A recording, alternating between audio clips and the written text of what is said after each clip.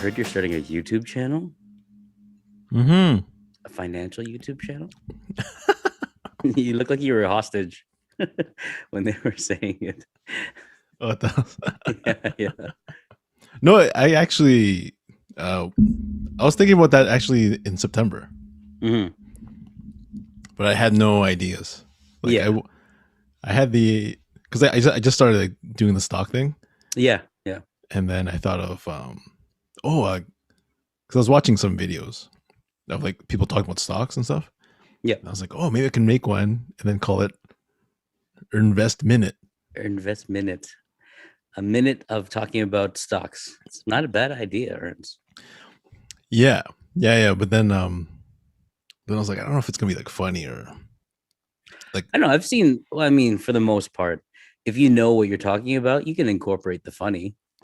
yeah. But the thing is, I don't really know what I'm talking about. Yeah, I see what you mean. I see what you So it's mean. like because people want to know what stocks to buy. Right. Because nobody really knows and everyone's pretty much guessing. I even really feel that people who actually do this for a living, it's all speculation. It's all just guessing, right? Yeah, it's all guessing. Yeah. But I was thinking like, cause, so they were saying, oh, well, we'll tell you like stocks, what stocks are good, or whatever, and then I'll just make a video. Like I don't know, Well, yeah, why not try it? Why not try it? I, I don't know, cause there's another group. Are you in that group? There's like a stock group, the boiler room. No, I no. think we talked about that. Yeah, yeah. No. No, no, I'm not in that not in that group. So I finally got invited into the group, Wow. and Okay. it's too much. It's a lot of It's a lot of information, I it's a lot know. of information. I do not know. Like there's so many stocks that I know. they talk about. I know. And a lot of those guys, they like those day trading guys, they do that for a living and they make pretty good money. It's just that I feel like the stress level is just crazy because like you're buying 1 second, letting it go up by a dollar or cents, and then you're selling it. I don't know how it really works. I have stocks in Skechers at work, but that's about the extent of what I've got.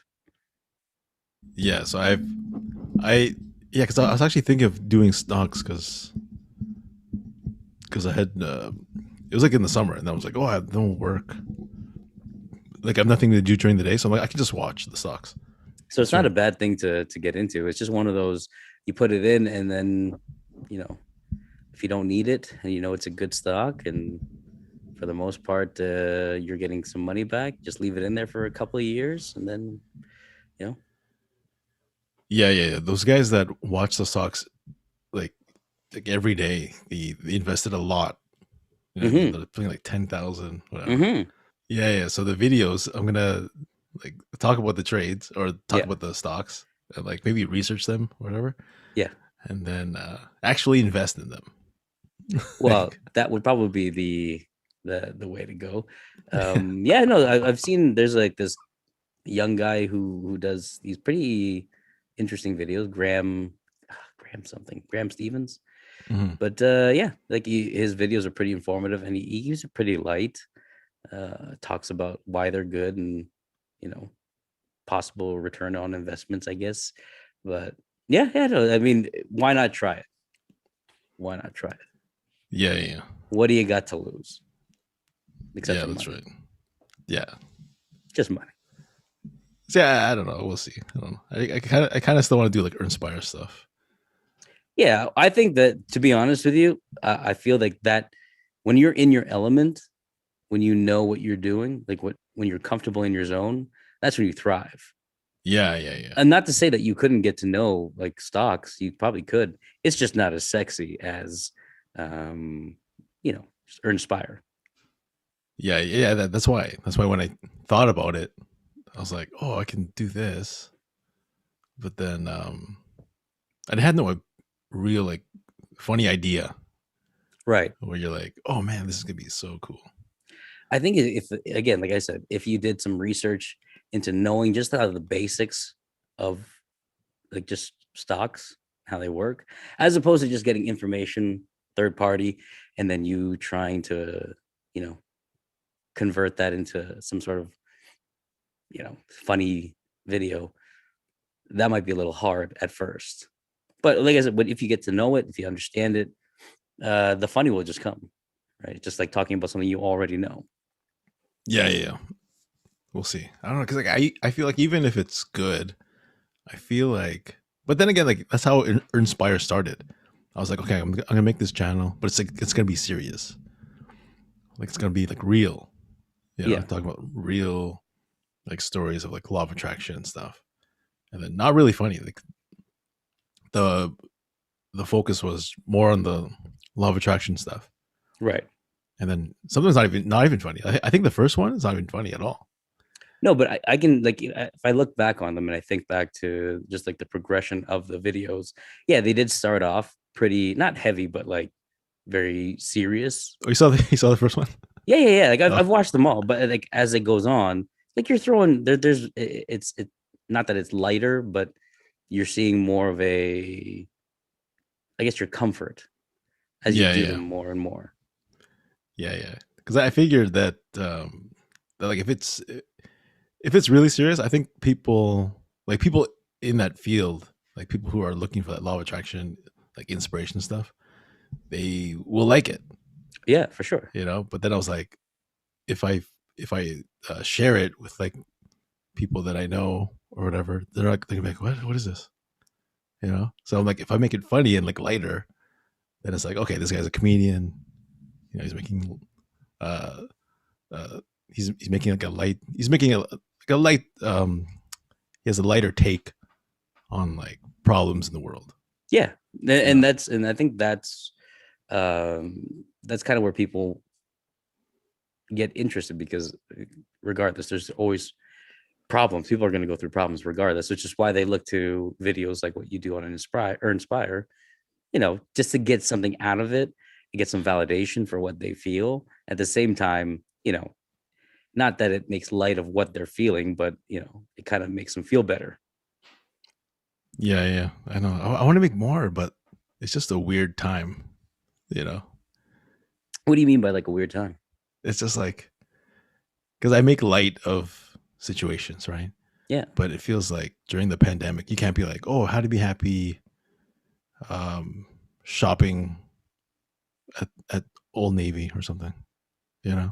I think if anything, now's the best time to try to make light of it. I see what you're saying. Like you don't want to make light because people are dying and people are actually getting like severely sick and all that stuff. But Yeah. I think if I think you could find something. I think you could find a way. Yeah. I'm still looking. I don't know. Yeah. I think what it is, I think you might be too much into your head in thinking um like will people get offended by this? Not offended. No, I don't think they'll get offended. But I'm just saying, like, there's like, oh, this is because I think one of my first ones, or like last year, 2 years ago, whatever, was like how to be happy watching the Avengers by yourself Mm-hmm. or something. Mm-hmm. Mm-hmm. Mm-hmm. You know what I mean? Like it's so stupid. But it is and it's not because it's those little things like when comedians do those jokes and you think and then it hits you because you're thinking, oh, I thought I was the only one who thought that. Do you know what I mean? Like Yeah, yeah, yeah. those are so like, yeah, to quote what you said, like a stupid thought, but those are stupid thoughts that people have every day, just thinking that's a stupid thought, I'm probably the only one who thinks that way. But Mm. when you call it out, it's kind of one of those like, holy shit, like I thought I was the only one. What are you drinking there? Is that some wine? I want, I wanted wine, so I went to the wine rack, and Oh then shit, okay. I was in a rush because there was a lineup, and then I just grabbed like the first bottle I saw. It was $10, Nice. but I don't think it's white wine. It's peach Pinot Grigio. I don't know what that means, I know but that. I know what that means. Yeah. it sounds cool. It sounds very expensive. Oh, $10 though. Oh yeah, that's right. What's the percentage of alcohol? Oh, I'm not sure. Oh, here, let me get the bottle. Maybe it's one of those virgin ones. 6%. 6%. Naked grape, There you go. peach Pinot Grigio. Shout out to Naked Grape. The peach Pinot Grigio. Sponsor us. It sounds very expensive, you know. Like if I'm at a fancy restaurant, like Ruth's Chris Steakhouse, or like a medium well steak with a glass of your finest peach Pinot Grigio, please. Oh, sir, we don't have that here. They only serve that at the wine rack. Oh, I see. I'm sorry. I didn't know you guys did not have access to this fine wine. I would like your finest red wine, please. 2 straws. 2 straws for my lady friend. 2 straws. Here we go again, not doing our intro. Oh yeah, go ahead. Hey everybody, and welcome to another edition of the BFFisode podcast. I am Kevin Various, and the guy on the other side of the screen is... It's Ernie Vicente. What's going on, Erns? Nothing much, just enjoying some fine wine, some Pinot Grigio. Some peach Pinot Grigio. Peach Pinot Grigio. It's so sweet, it doesn't taste like alcohol. Really? Yeah. That's what it's like. It tastes like juice. Yeah, that can creep up on you. How far down the bottle are you? Well, I got this bottle last week, so it's pretty much done now. I don't drink that much nowadays. Hey, so I saw that we got a couple shout outs on Instagram of people who've been wanting or have tried the Big Mac or the Grande Big Mac or whatever you call that thing. The Grand Big Mac. The Kevin. Grand Big Mac, yes. Yes. Last week we talked about the Grand Big Mac that as I saw at Courtney Park and here in Ontario at the McDonald's there. I loved this thing. You know, it was huge. It tasted exactly like a regular Big Mac, and it sparked 2 of our listeners, at least 2, maybe 3. 2 out of the 10 listeners who religiously listen to this podcast actually went to McDonald's and bought the Grand Big Mac. That's right. Yes, one of them was J-Mo. He bought it right away. He bought it. He took a picture of the box. Did not look at like anything, and he just tagged us. He didn't even say what it was or right. He just he just said it was like a blank box. It's just like at the BFFisodes on Instagram. Didn't he put like as advertised on the BFF? Did he? Okay, I think so. Yeah. So he actually went to the Courtney Park because he actually lives right by it. Yeah. And then he said, yeah, you're right. It was just a regular Big Mac. Yeah. So you're welcome, McDonald's. Out of the billions of people that you serve on a daily basis, 2 of them came from this podcast. So you should sponsor us. Yes, and the other one came from our friend Munchkins. Merites, that's right. Merites bought a Grand Big Mac. So J-Mo, I was talking to him, and he said, hey, why don't you guys do like a food review like podcast? And I was telling you, I'm like, I love those food review podcasts, just like El Presidente, Dave Portnoy of Barstool Sports founder. Yes, because I started watching his, because he's been around for a while. Oh yeah, very famous. But I knew him as the pizza reviewing guy. Yep. And I'm a big fan of the pizza reviews. And I was like, oh my God, I would love to do one of these. But for the podcast, it's not really good. No, it would have to be like a YouTube offshoot. Like it would be, what number episode are we on? 15? This is 15. So it'd be like 15.5. You know, only on YouTube. And we would have to do the review. We'd have to get I guess if we were doing the Big Mac, I'd have to get like you said earlier, I get the junior Big Mac.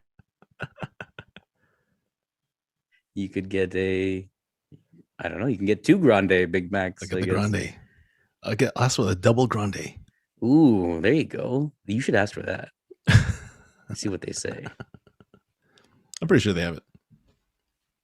But going back to that Barstool Sports thing, when we were talking about it before, It's funny that you had mentioned it because just recently, only recently, had I been just kind of hooked on just a lot of their content, Mm-hmm. a lot of their podcasts, the sports podcasts, just like the behind the scenes of their office kind of thing, and just kind of getting to know who that guy Dave Portnoy is.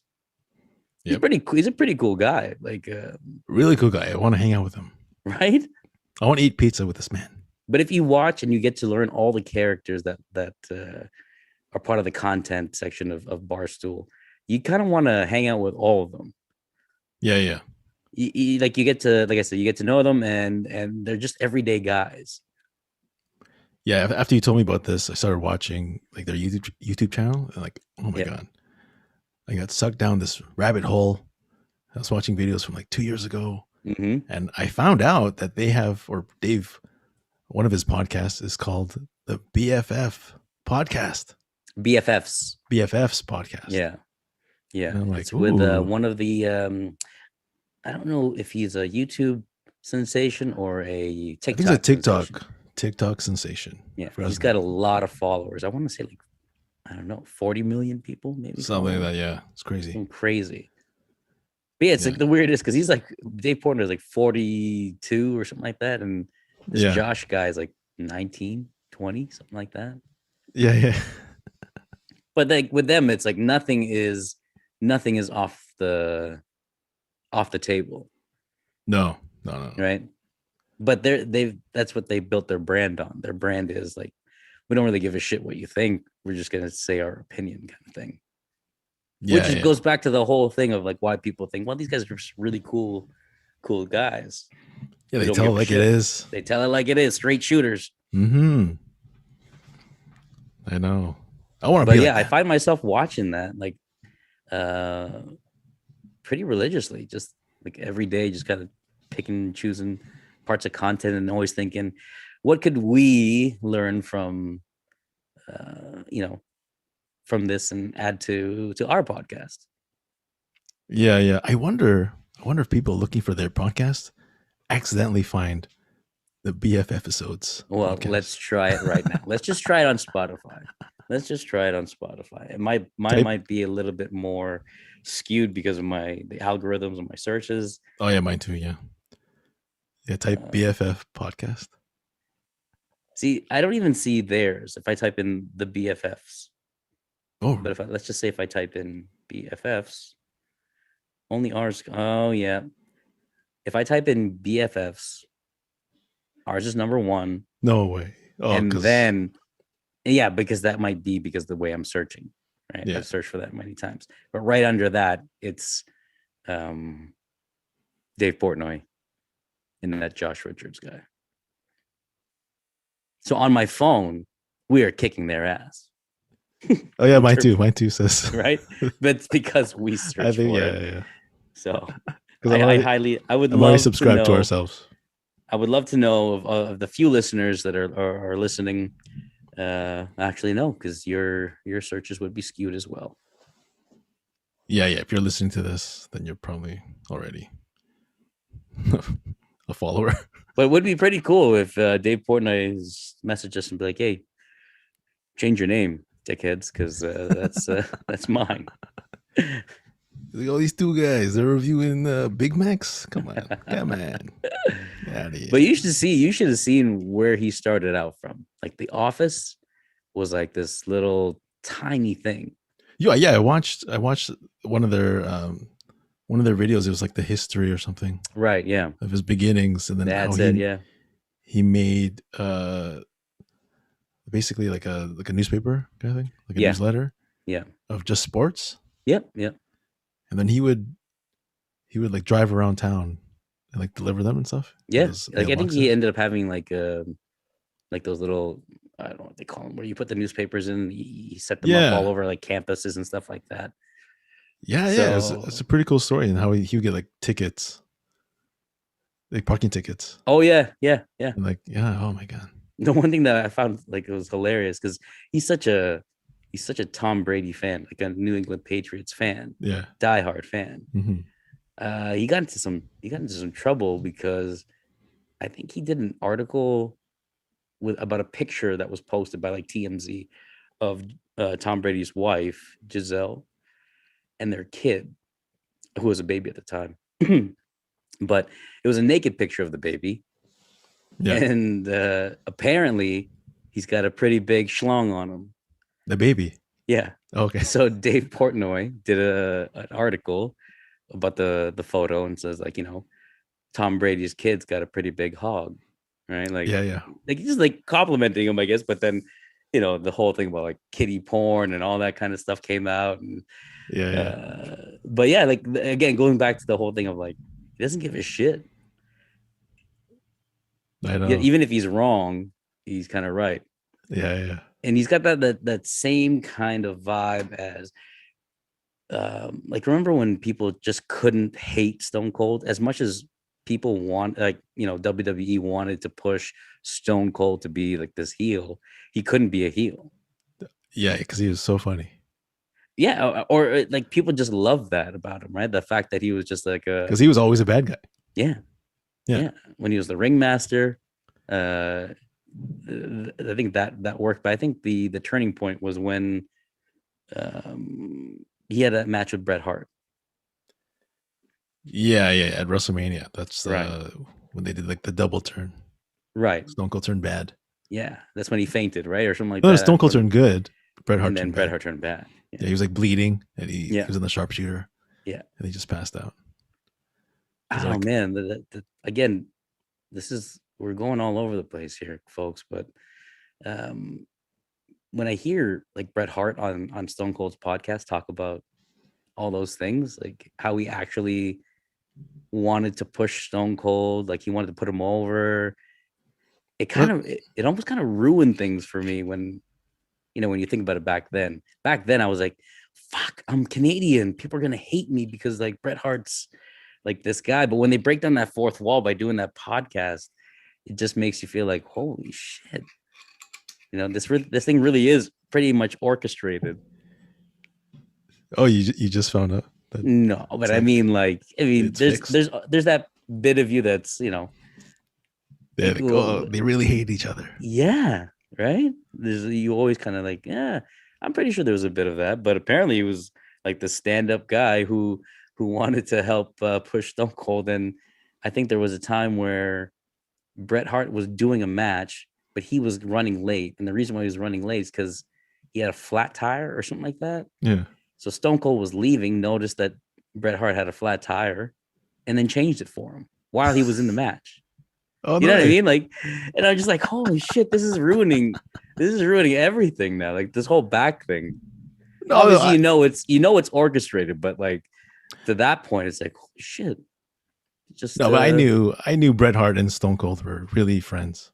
You know what I mean? I didn't believe that they hate each other, but I think like if I heard that about like Shawn Michaels and Bret, then I'm like, okay, yeah, because like I believe they really hate each other. Well, there was a bit of resentment there, but just because of that was like a real thing. I think they did talk about that. Yeah, but imagine like it came out like, oh, Bret changed Shawn Michaels tires. Yeah. The one thing that would absolutely like just rock my like WWE era, just the way I thought of it, is if I found out that the Montreal Screwjob was actually it was part of the plot. Because there is talks about that, right? People do I don't know, man. I don't know. I believe that's real. I watched was it Beyond the Mat? Yeah. Or was that the one? Yeah. No, Wrestling with Shadows. What's Beyond the? Oh, Beyond the Mat was just like the injuries and stuff like that. I don't know. Yes, Wrestling with Shadows was the one that they were following him. Just Bret Hart. Yeah. So I believe they really hate each other. I don't know. The one I do want to watch is the one with the Undertaker, because there's a lot of good insight there. Because he was like the leader of the Last Ride. Even just the podcast that he did with Stone Cold. Yeah, you have to get the network. Yeah, one of our friends, Wayne's got that, and I want to ask him if there's like is there a limit as to how many people can be on that network? Is it like Netflix? Could we share passwords? Like, if Wayne doesn't have Disney Plus, could I trade him my password for Disney Plus and he gives me his password? That's what I did for Crave. Yeah, I remember? traded Disney Plus for Crave. Now, I will say I do agree with you on your previous. You were kind of thinking that it wasn't really a fair trade. Oh yeah, well I This, don't think I put that story on here. oh right, But no, basically, we were doing shows in like Kingston, Ontario. We are at this.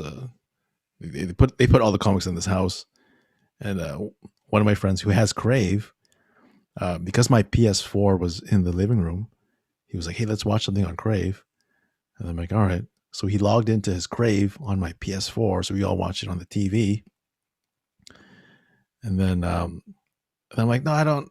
I'm like, "No, just I don't want to keep it because then I feel like I owe him something." So a couple days later, I think The Mandalorian was coming back, and I'm like, "Oh, you watch Mandalorian?" He's like, "No, I don't have Disney Plus." I was like, "Oh, okay, I see." Buffering. So right away after 10 minutes, I was like, "Hey, since you gave me Crave, I'll give you my Disney Plus password." And so we traded it, and then I thought it was a uneven trade, But to this day, I actually watch more Crave than Disney Plus. So well, yeah, now because of the pandemic and you're being home, yeah, right? But if everything was business as usual, I don't know how much Crave you'd actually be watching. I don't know because like Crave, they have like they have like Seinfeld and like all these HBO shows that I've been watching. Game of Thrones, Sopranos. I think so. Yeah, You ever watch that? No, I watched the last episode. That's a great way to intro to the Sopranos, but great starting ending. in reverse chronological. Great order. ending. It was just like Breaking Bad. Everyone was talking about it on Facebook. I'm like, what is this? I watched the first 2 seasons, and then I stopped because of Dexter. Right. Dexter was. I love Dexter. Great show. It's about a murderer, but he only murders bad people. So he's kind of good because of that. He's like the Robin Hood of killing people. Yes. So Breaking Bad, it was like a similar premise. It was like a guy selling meth to support his family. Right? So I was like, hey, this is kind of like a similar story. I can only take one story of one show of this. So I picked Dexter, which was a big mistake. And then when Dexter ended, sucked. Worst series finale ever. Really? Yeah. Watched like the first maybe 4 seasons, great. But then after that, like it kind of tapers off. But I was so invested, like I watched all the episodes. So I'm like, I might as well just finish it off, Yeah. But Breaking Bad, everyone's talking about it. Like, oh my god, Breaking Bad, the final season. So I actually watched just the last like the first 2 seasons, and then the last one, and I just read what happened in between. Nice. Great season. Save Great time. Finale. Look at that. Look at you. That's Great the way finale. to do it. Got it. Oh, big shout out to your cousin Luell, who put up a comment that said our podcast was very entertaining. Very entertaining. Yes. Thank you, Luell. Always watching and listening. Thank you for the support. Thank you all for watching. This has been a fun episode, and we're on the internet at Ernie Vicente, Kevin at Kevvarius, KEVVARIAS. Yes, and if you guys have Spotify, whatever, please follow us there. Apple Podcasts. Watch us on YouTube. Yep, don't forget to watch us on YouTube. And we'll see you guys again next week. Toodles.